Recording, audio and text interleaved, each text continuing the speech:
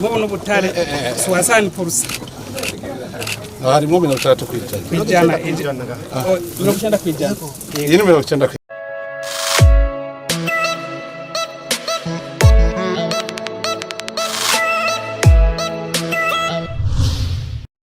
Maramutse neza bivanye naho umwe wese aherereye cyangwa mwiriwe neza bivanye naho umwe aherereye ndabaramuka.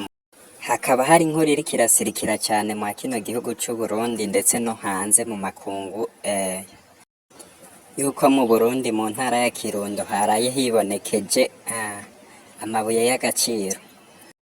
Inyuma y'iyi nkuru Prophete Modeste yarashoboye gutanga ubutumwa bwiwe abucishije kuri page yiwe ikurikiranwa n'abantu batari bake ku rubuga rwa Facebook. Ubwo butumwa rero reka tububakishirizeko kugira ngo umwe wese ashobore kumva ukungene ibintu bimeze.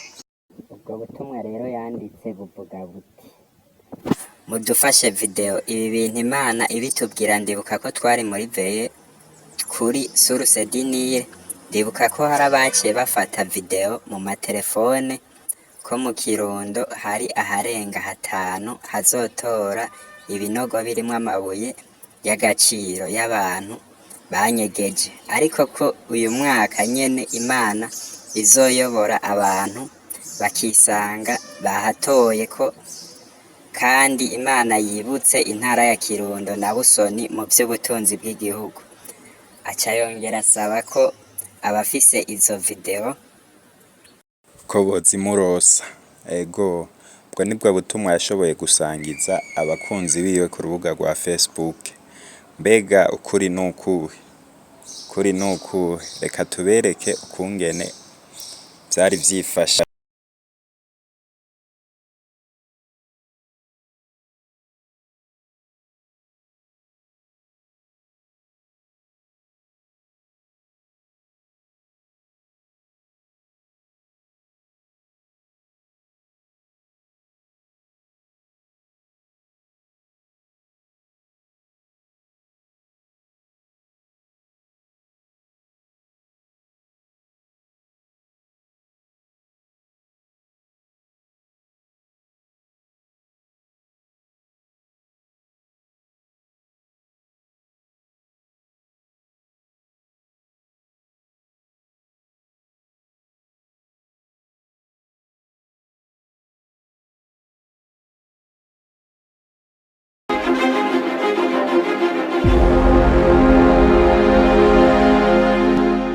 Baciye rero dutangura kugira ikarti ya kabiri ariyo yerekana amapwedoropere yose aho winjiriye ushobora kwinjira ugacushika kuri filo iyo yahaha.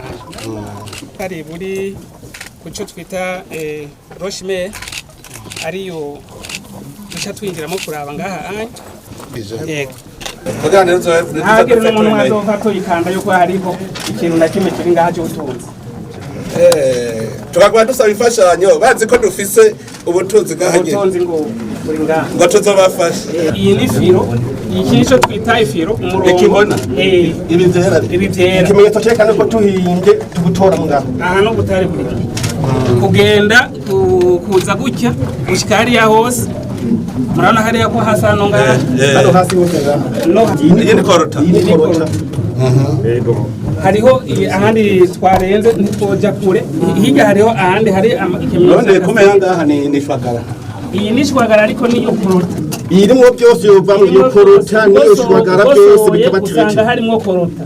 Na shwagara irimwe. Ishwagara yayindi dusigisha amarangi mu. Yego.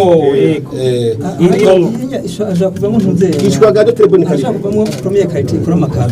Igikora amakara kaole iyi ni kaole ariko icyanze na korota.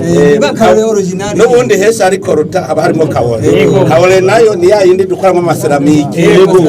Amaseramike. Okay. Rero gushika ubu aho hose hari himbwe n'abazungu. Ani turashika aho tuzokwimba twe. Oya. Umuhora wavyo ugenda uko ugenda uja hasi kandi wongera uja hirya. aha rero nk'ubu dutanguye kandi gukora dushinga ukuntu tugira impuze y'indi tranche iyindi ni muryango gendo tugende rero turayikuramo no ngaha tugiye turayikuramo ku y'igikoni no hasi dushe tuzokwinjiramo